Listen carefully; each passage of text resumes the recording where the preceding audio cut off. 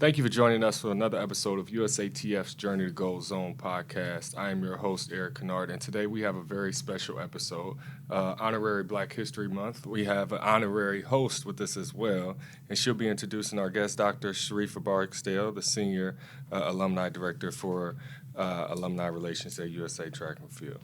Hey, we got a very, very exciting show today, and I cannot wait for us to engage in a conversation with the great, legendary Chandra Cheeseborough, who we all know her as Cheese, and we go back such a long way. But before we go into the podcast and Black history and all about Chandra Cheeseborough, I'm going to start us off with a story.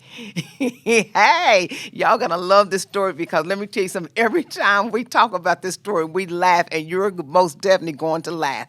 So it's back in 1981 at East Tennessee State in Johnson City.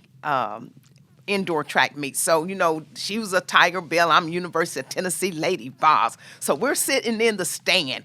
And then all of a sudden we saw Tennessee Tiger Bells walking in. I'm like, oh my God, there's Chandra Cheeseborough like that. So I'm very excited because I grew up on cheese. And so we was getting ready and everything. So they had posted the 60 meters heat sheet.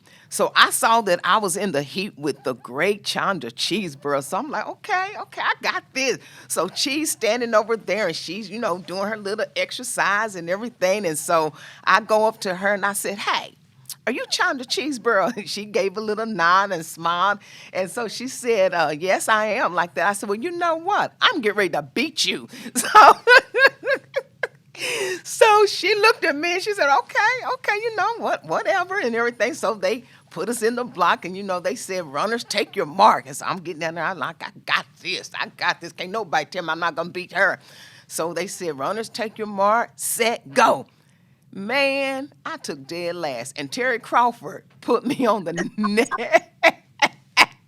She put me on the next van going back to Tennessee. So that was the highlight of going up to telling Chandra Cheeseborough that I was going to beat her and knowing that I took dead last. And ever since that day, we have been best friends. And we're so happy to have you, Chandra.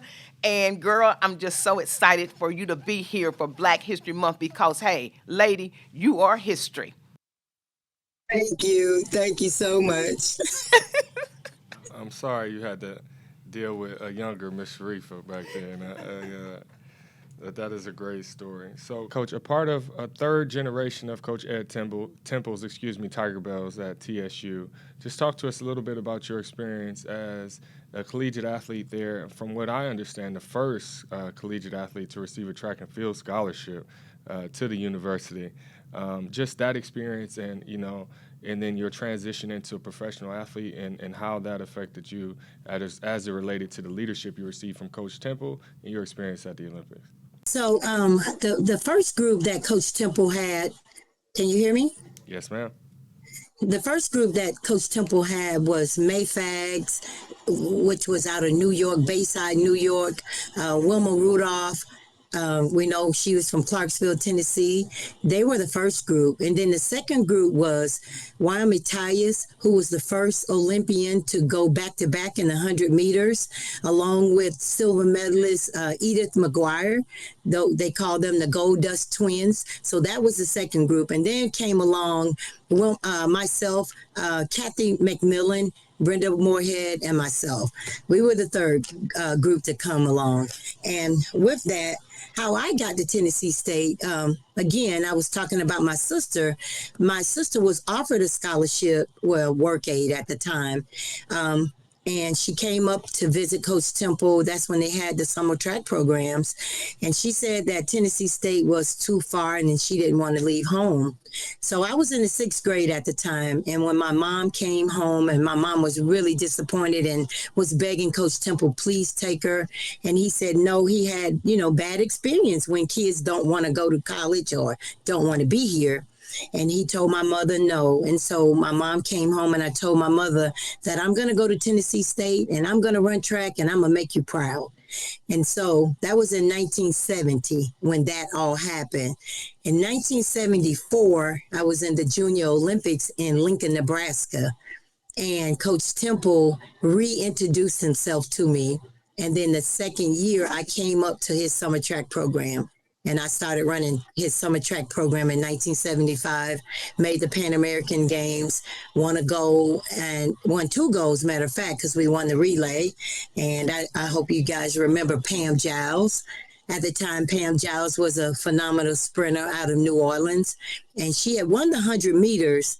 And so it was a controversy in the 200. I was in lane 1, and Pam was probably in 4 or 5, and we hit the line. And so they just naturally thought she won it because she won the 200. And so they lined me up as a silver on the podium and put her in first place. And when the electronic board came up, I was first and she was second. And then we had to go behind the scene. Yeah, we had to go behind after we got down. And my Coach Temple, was the head coach. And he didn't want to make a fuss, because we were both Americans. And so we exchanged medals right at that point after we came down off the medal stand. And so that was my first career. Yeah, I want to stop you right there for a second. And, back then there wasn't Title IX hadn't hit yet. And being an African-American Black young lady coming up in the sports, how did you overcome adversity coming up as a young lady coming up in the ranks of being a track athlete? Well, Title IX was just coming on the scene like in 73, I want to say. But what happened for me, I didn't experience a lot of racism. I don't remember, being targeted or anything like that. But, I was in the 9th grade and Title IX had just taken place. And so one of the young men got hurt on our 4x1 relay, and I anchored the boys 4x1 relay in middle school, and we won that race, and we ended up winning the county championship by me anchoring the relay. So that was my Title IX experience, being able to run with the boys. Now that's impressive because I know a lot of stories and know a lot about you, but that you kept in the treasury. So I'm glad that you brought that to let us know that, hey, you anchored the boys' relay. So that says a lot, lady. Yes, it was exciting then, again, like I said, Title IX really didn't affect me, but, I'm quite sure it affected a lot of athletes. And I can go back and, talk about how in 1980, and this is nothing with Title IX, how a lot of people didn't get a chance to compete in the 80 Olympics, and it devastated them. But because I was still young and still in college, I had that opportunity to try out for the 84 games. Which you and I were a member of that team, and I remember when we were at the University of Tennessee, and I stayed with you. Yes. And when we went to the outdoors championship, when we flew out there, we said we're going to make the Olympic team, and we had packed our bags to go over to Europe. And so you said, Barksdale, we got this. And I just never, you always had encouraged me. You always been there for me. And for us to speak that into existence, not only speak it into existence, but train hard. And Ralph was a big influence on us. He was my godfather. And for us to go out there and train the way we did, we knew when we got on that plane that we were going to make that Olympic team. Wasn't no turning back, coming back to Knoxville, Tennessee. And that was just a great experience to go out there and make that Olympic team together, knowing that you took me in and let me stay with you. I'm so indebted to you. You know what, back then, and I don't see the camaraderie with the athletes this day and time. It's so business-spied. It's what I got to get and this mine, territorial. So, I'm glad that we came up in an era that we could look out for one another, and I think that we need to go back to that because it's a friendly environment. Once we race and put your shoes down, then what? Then you have no friends. Now we can reach back. We're still friends. From 1973, we're still friends. We're not enemies, because we competed against each other. It should be a rival on the track, but off the track, it should be a friendship. Right. That's where that camaraderie comes in, and the friendship Yes. has lasted over 46, 47 years. Yeah, I want to talk a little bit about Ralph, if you don't mind. Ralph was a graduate from Tennessee State University, a long jumper, and we know his history: bronze, silver, and gold. But I can remember moving up to Knoxville in '83 and training with Ralph and Jason Grimes and Jeff Phillips. Patrick, the twins. I trained with those guys, and Ralph had me right there on the track running reps with all of those guys. And I believe that's why I was really, really fast that year, because I did train with them, and he took us to a cinder track. I don't know if y'all may be a little too young for that, but I didn't run on the cinder track, but I'm familiar. I'm familiar with the yes, history. but Shin splints and but all. that was hard work. That was hard work back then, but it paid off when you got to the rubberized track. So, I'm so grateful to Ralph, and I love him dearly. And oh man, we always kept communication. Yeah. Yeah, now you talk about, Ralph Boston's influence on you, and you talk about being a part of, a prestigious university and program underneath Coach Ed Temple. Is that what, obviously having career impact and personal impact on the lives of athletes coming, after you, like Miss Barksdale here. Is that what propelled you in the relationships that you had with, i.e., Brenda Moorhead or, Wilma Rudolph and Ralph Boston to get interested in coaching? And how early did you see the importance of, that mentorship and leadership? And did you see yourself being a leader of young men and women early on in your career, or was that something that you developed later as it pertains to becoming more passionate about coaching? Saw myself giving more back to the sport. And when I graduated from college and after my career in track and field, I was working in the high school level, but I just felt something down inside that I had a little more, and God was going to elevate me. I didn't know how, and this how I can go into how. So in 1994, Coach Temple had called me and asked me to apply for the job because he was getting ready to retire and, hanging it up after 44 years. And so I was like, I am not going back to Tennessee State. Nope. And so I didn't apply. And then the next phone call I got, Wilma Rudolph and Coach Temple on the phone. And so Wilma said, Cheese, Coach Temple would feel like you would do a great job. And so you need to apply. And so I was like, okay, I went ahead and I applied for the job. It was 44 applicants. And then it went down to 11, from 11 to 4, and 30 years later, I'm still here at Tennessee State University. Praise God. And So, you have done a phenomenal yeah. job there. I mean, you have really turned the program around. And the thing about it is with you, Cheese, everyone knows that household name Cheese, and you are a giver.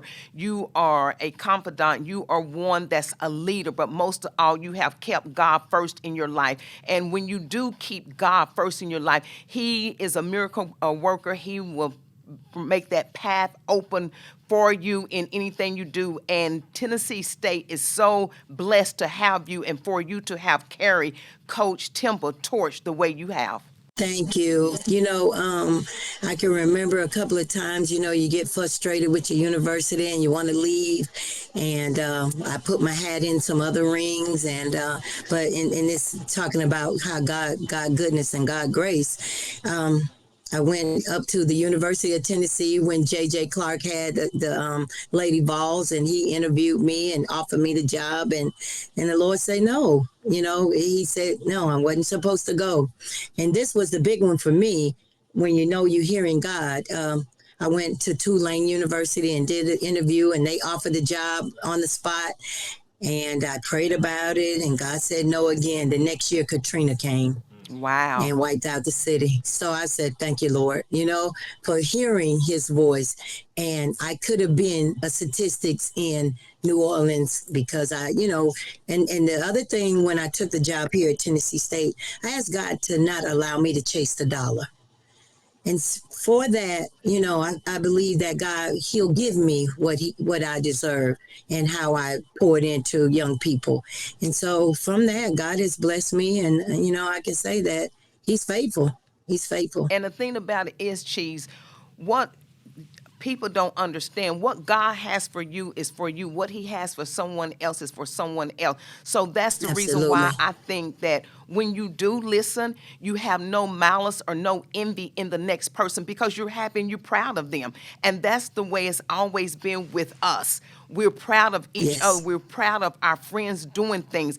And again, I can't say enough or stress enough how proud I am of you carrying that torch and what you have become and the leader that you are. Thank you so much. Yeah, no, Coach, you've been a great impact. 30 years as the head coach. I'm tired. I know you're not. Ohio Valley Conference Indoor Coach of the Year, years 2002, 2003, 08, 14, and 16. Outdoor Coach of the Year, 2001, 2, 8, and 15. You've had 6, I believe, All-Americans and counting in that time, and you've continued to develop and impact numerous young people's lives.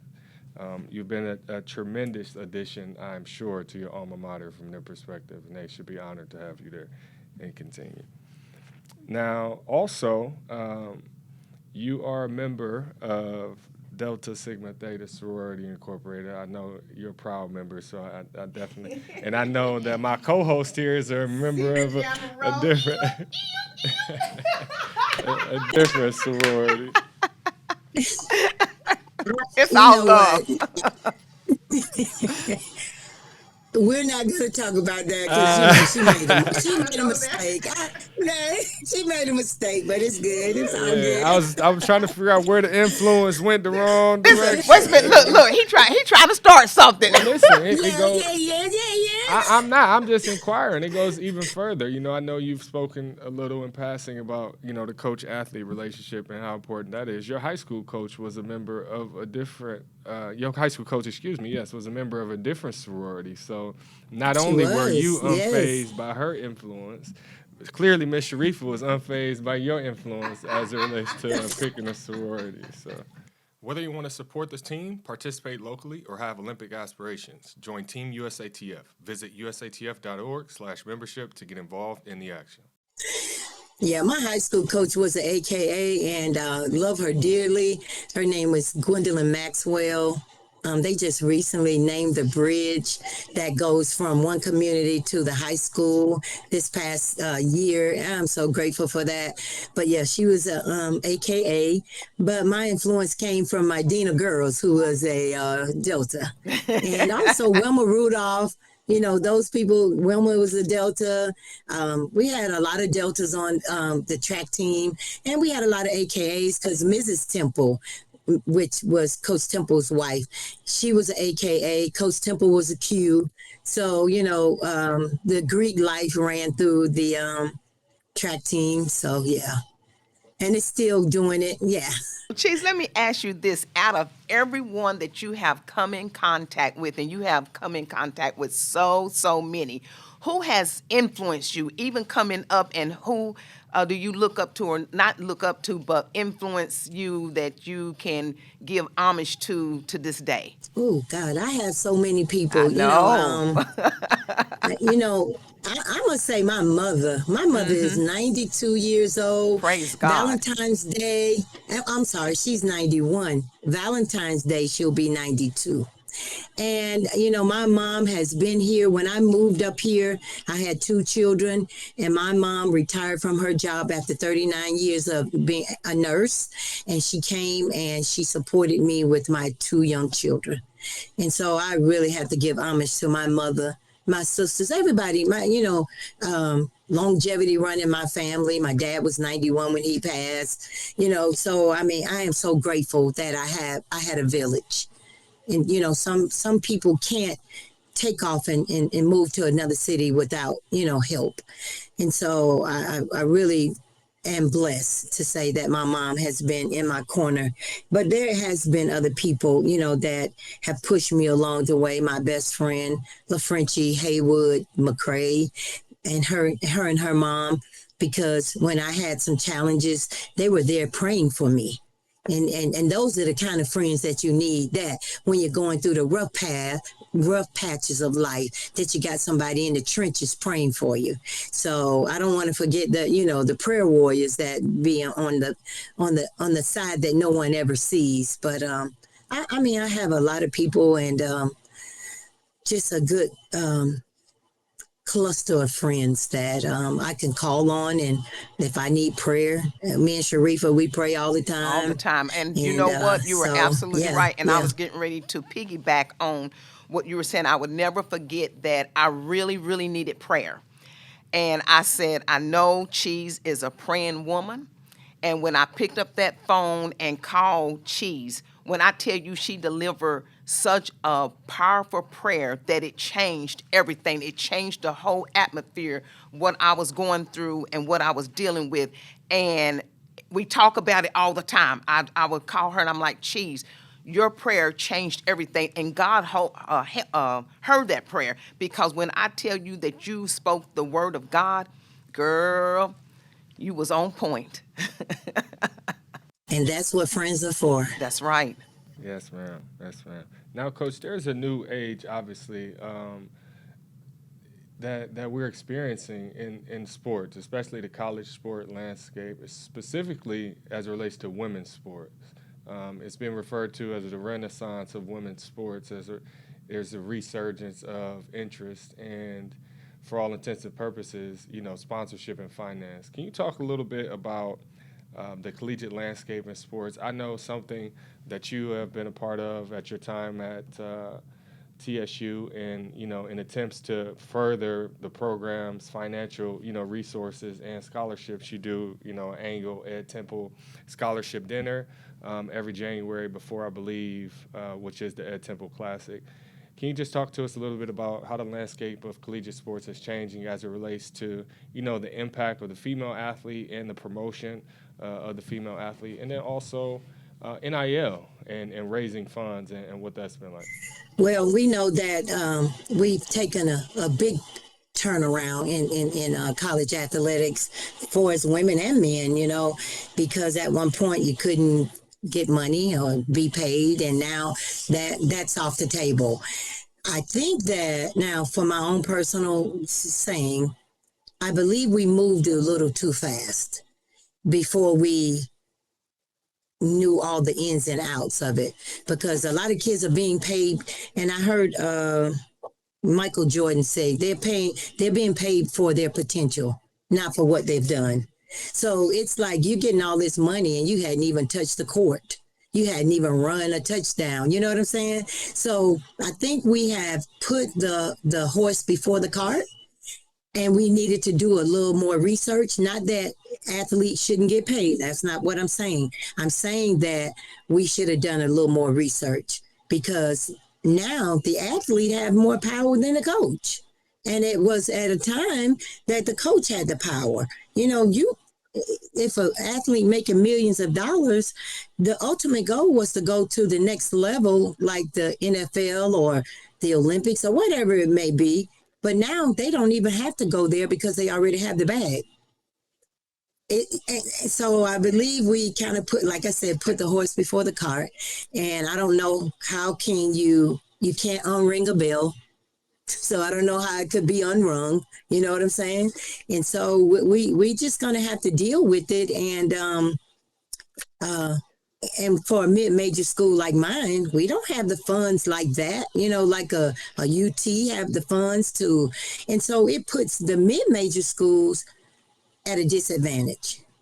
So we got to be creative and figure out how we're going to just be on the same playing field. It's not even, but just be on the field. So it's going to be difficult. Yeah. Yes. Now, and speaking of that, Did I answer that? oh, you Yeah, answered that yeah, perfectly. Coach. perfectly. Thank you. I Yeah. appreciate Oh, it. okay. Speaking of being on the same playing field and resources, philosophies also are different.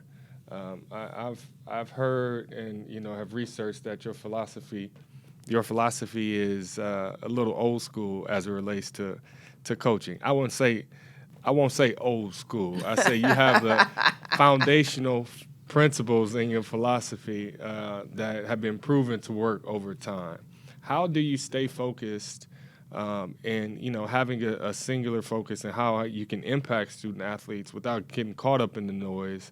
Because I know the student athletes, mid-major or no mid-major, are caught up in the noise and the lights and glitz and glamour of what's going on in other major institutions.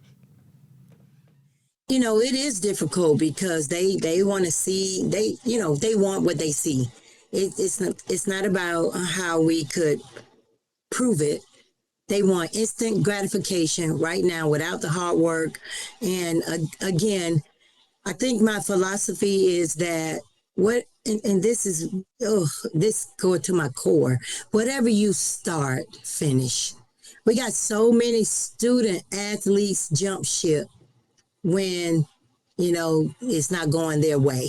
They wanna go here. They wanna go here. But before you know it, student athletes gonna be at 4 universities or 5 universities before they get a college degree because they don't want to hear what the coach or whoever is telling them. So it is difficult, but what you got to do is trust that you are doing the right thing and get a student athlete that will lock in, that wants to be in your program for whatever reason, because everybody's not going to the Olympic Games. That's right. That's right. Everybody is not going to the NFL.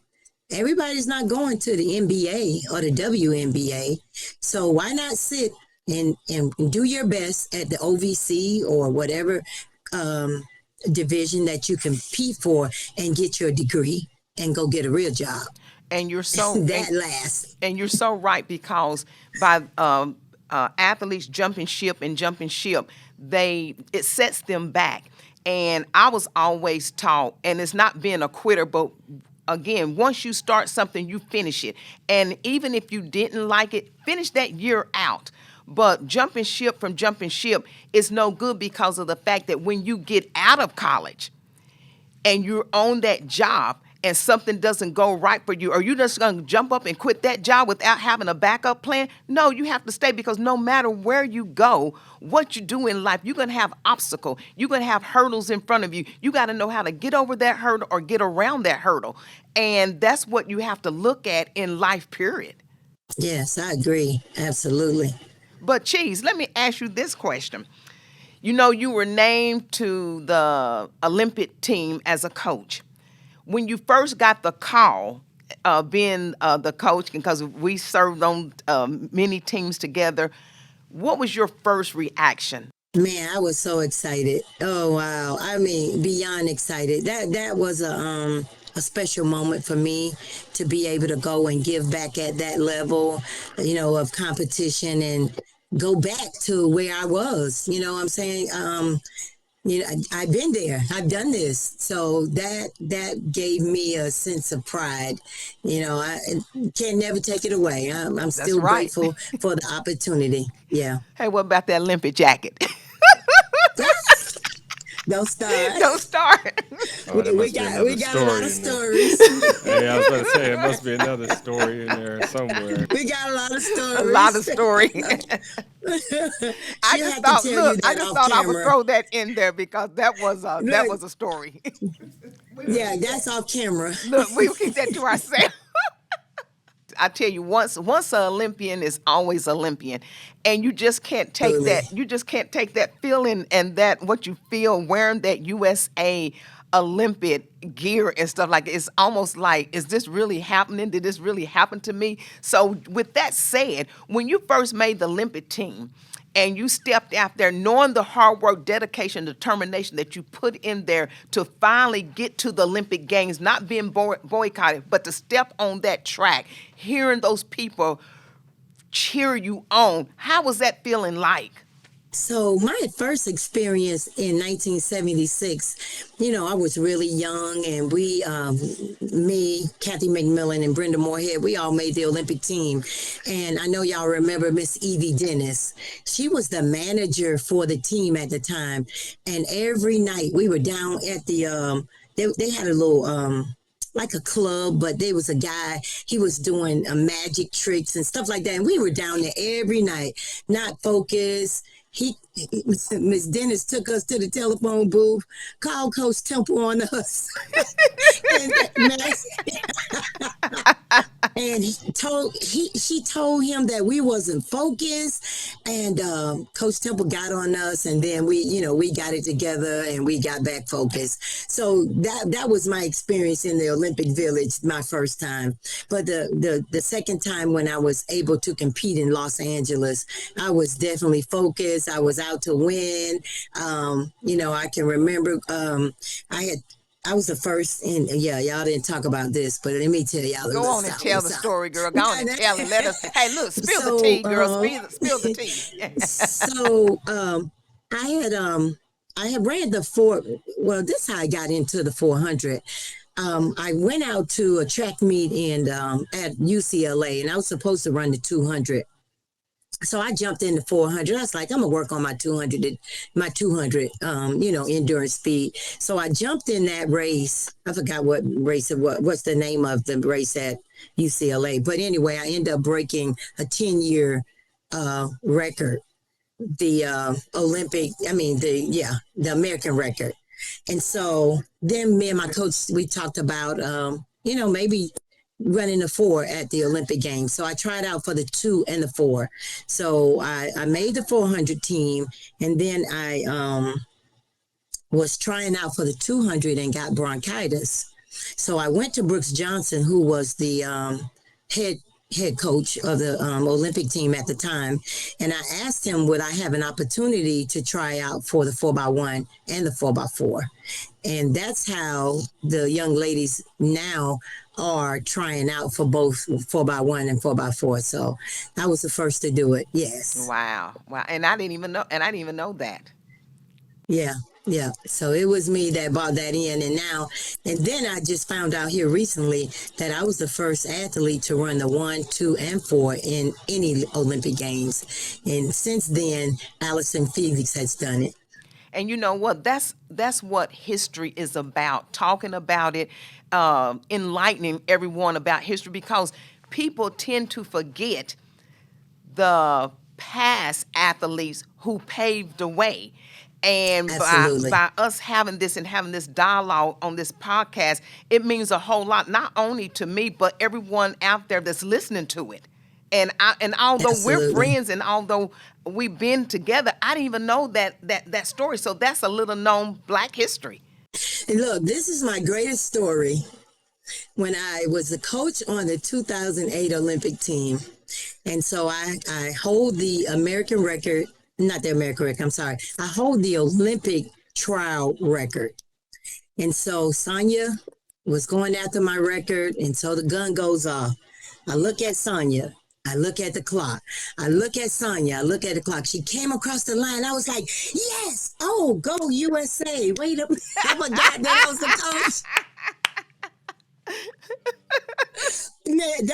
That's my all-time story for, any time, because I was hoping that she didn't break my record, but then I also had to cheer for the team that I was, going to be coaching. So, right. But anyway, still hold that record, and still proud to say that I am the Olympic trial record holder.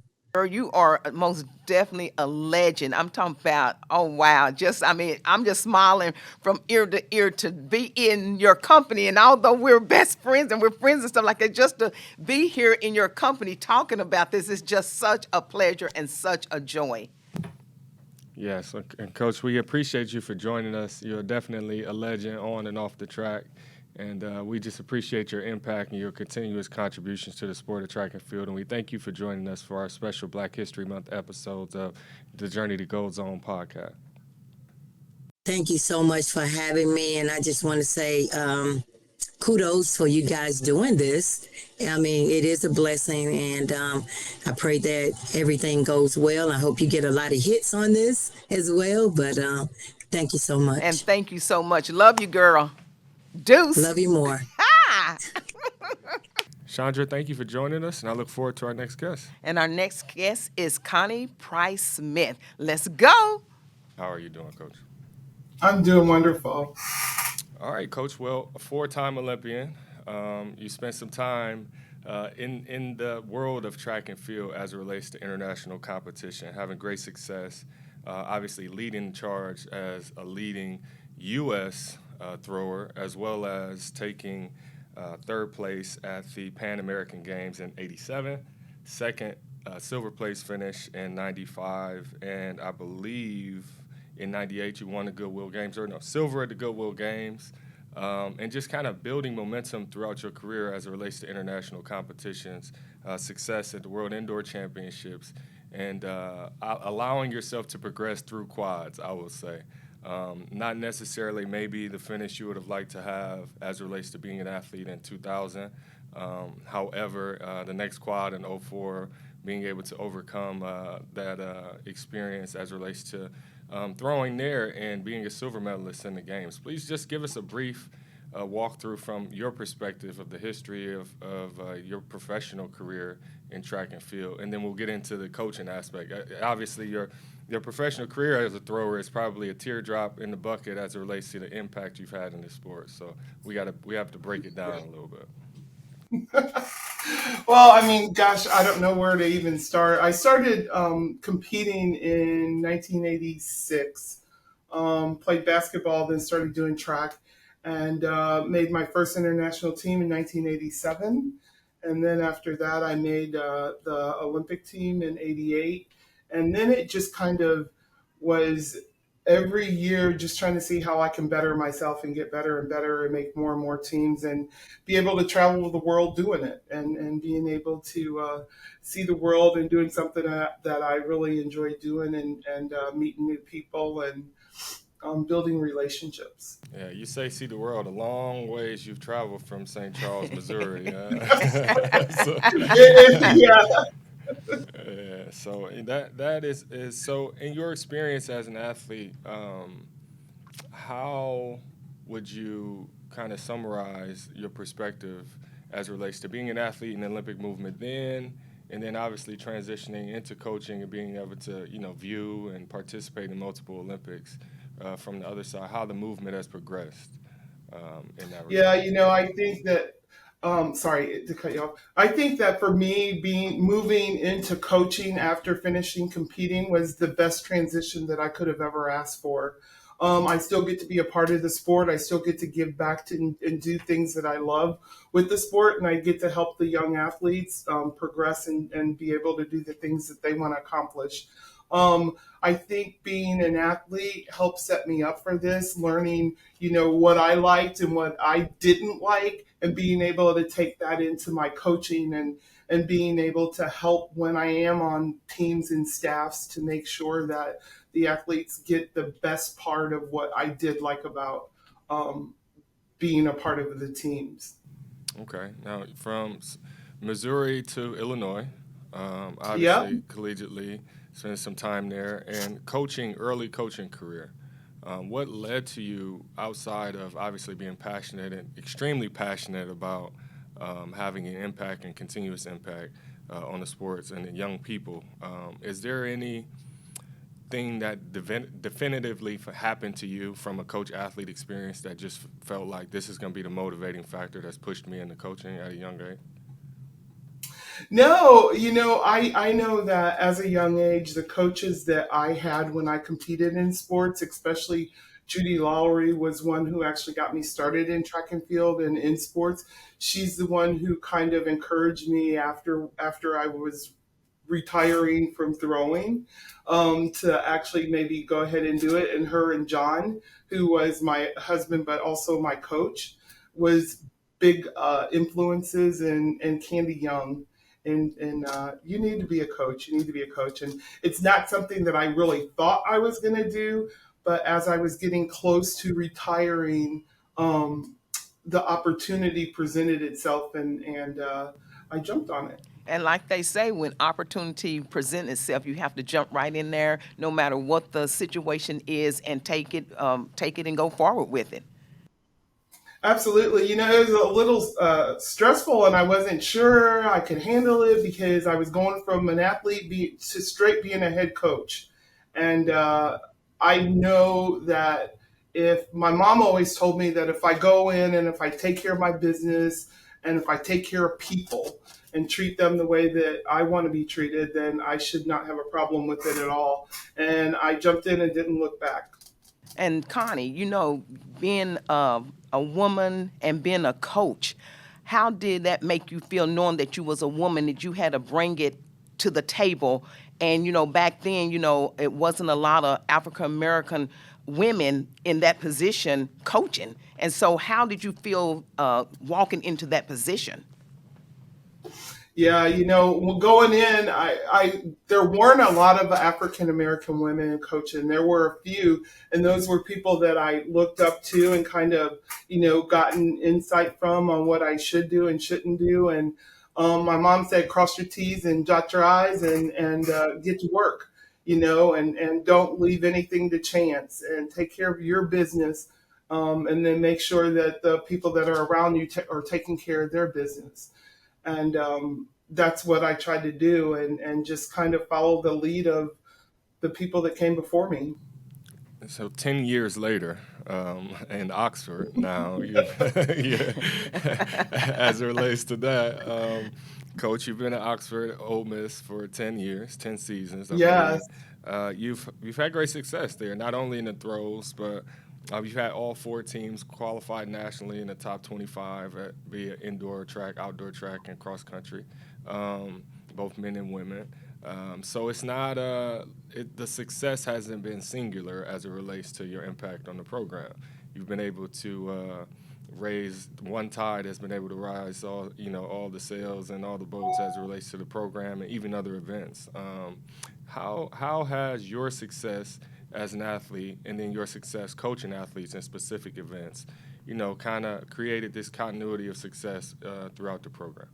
The 2025 USATF Indoor Championships are coming to the Ocean Breeze Athletic Complex in Staten Island, New York, February 22nd and 23rd. Get your tickets now at usatf.org/tickets. That's a great question. I think, being part of teams and being able to travel with like groups of people, you get to know people from all different events and you're around all of those people. And I think when I came into coaching, I wanted to make sure that my programs were well-rounded and I had success in all the different areas. And so I love watching all of the other events. I think that comes with being a student of the sport is what I try to do and try to be. And I think that, I enjoy going to cross-country meets. I enjoy going and watching pole vault. I go out and I watch the sprinters, and I try to make sure that my program is represented in all of the areas. Oh, that's good. We definitely see the diversity as it relates to the success there. Now, 2012 U.S. Olympic team staff, women's coach in the throws, one quadrennium later, 4 years, Rio 2016, women's head coach.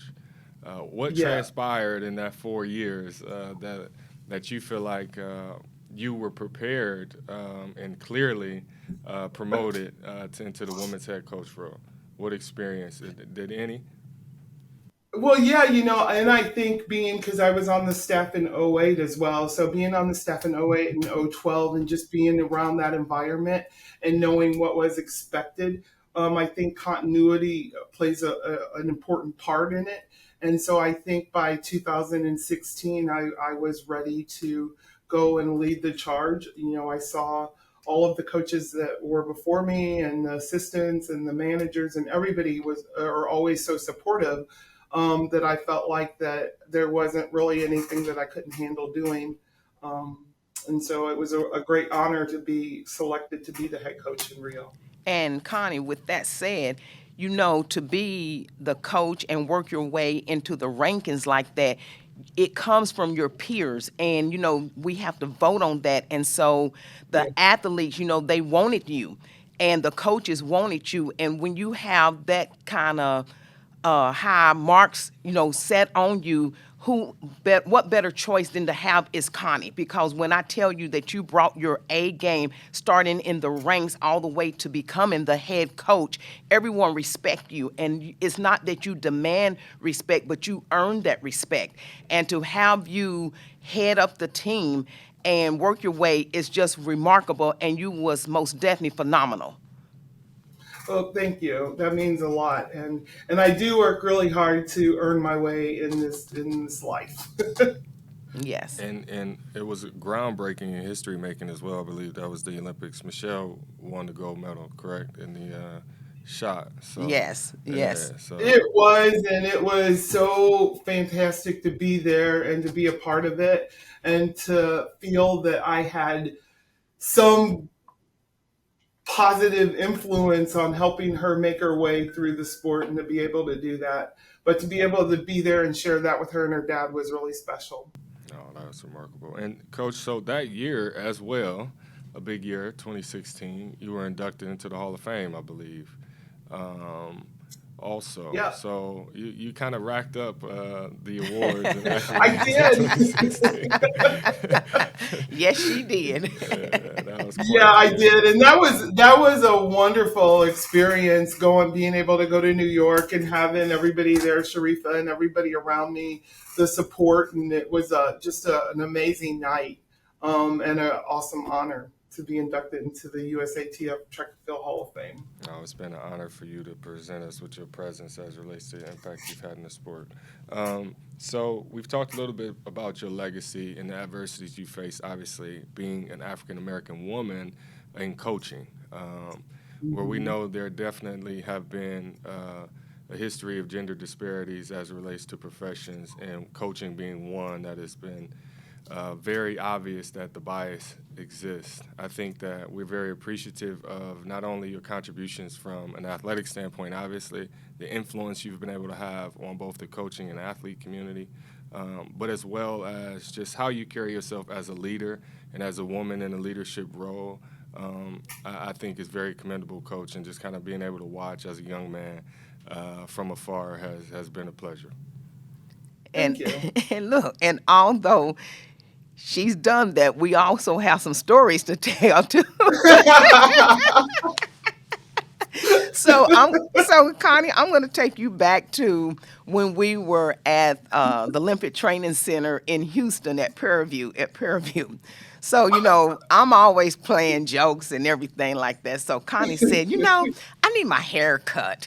And so I said, well, you know what, Connie, I can do that. I can really cut your hair. So she said, really? I said, yes. I said, because I do hair, which I do, but it's the braided type. So, so Connie coming up there and I have the scissors. So Connie said, so you can cut. I said, yes. And so by that time, I'm like, Connie, I'm not going to cut your hair because I cannot cut. But Connie really believed that I could cut her hair. So she was sitting up there ready for me to cut her hair. So that was one of the funniest story of Connie, because she really was trusting that I could really do what I said I was going to do, cut your hair.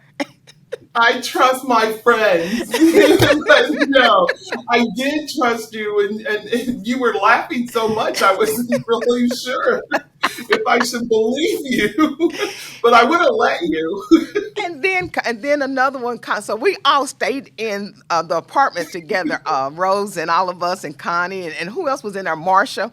And so I'm always scaring people. So Connie comes around now, I have this stocking cap on my face and scare the living heck out of Connie and everybody. So I just tell you, the camaraderie that you have with your peers and stuff like that, and the fun that you can have. And although I had left the sport of track and field, it's like we never lost a contact, and it's always you picking up where you left off, and you can tell the story and share the story of what you went through, and it's just been just so amazing to have the friendship with you and have spent the time with you on these teams. And like I said before, you have been phenomenal. You have carried yourself with dignity and grace, and for that, all young girls can look up to that.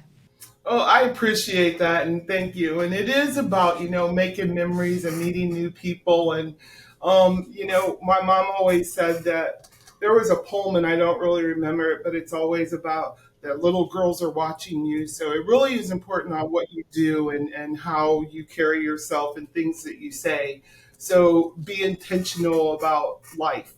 And then, it will be good to you. And with that, Coach, and we know that little girls are watching you, and I hate to call her a little girl, but you do have currently in development at the university a young lady who fared well this summer in the junior games, Pan Am's in Peru. Hmm. So speaking of little girls watching, I know you still have some young ones that you're leading and who are going to make some splashes in the sector as it relates to both shot and disc there. And we definitely are excited to see their continued success. How has everything been going in preparation for the NCAA season here in 25? It's been going really great. We've had few good meets, a lot to look forward to. We have a couple of Akoma, I think, is the one that you were referring to. I think she's probably got the top mark in the shot right now. And then Tarek, our male shot putter, has the top mark. So things are going really, really well. And we are just excited for nationals to get here, SECs to get here, and nationals to get here, and the indoor season, and then move into outdoor. Yeah. Well, we're excited to see the progress of your young throwers. Yes, we had a Como over in Peru, so I was responsible Yeah. for her making her flight. Yes, you were, because she missed her first plane, and then she ended up not getting in. You guys ended up not getting in until the next morning. So I appreciate you meeting her in Atlanta and flying down with her. No, it was good. I gave her a hard time. I said, people out here looking for you, and you sitting in the corner with headphones on, and you just in your own little zone. You got me playing Where's Waldo in this airport, but Oh, wow. it was fun, and she did great. She's a great young lady. Yeah. Is there anything else you want to touch on, Ms. Sharrieffa, before we wrap up? Well, Connie, again, this is Black History, and we are so proud to honor you to be a part of this podcast, to share your story, to share what you went through and how you rise above the occasion, and you keeping that torch going, and we really appreciate you. Well, thank you, and thank you for having me on the show. And thank you for joining us for another episode of USATF Journey That Goes On podcast. Peace. Deuce.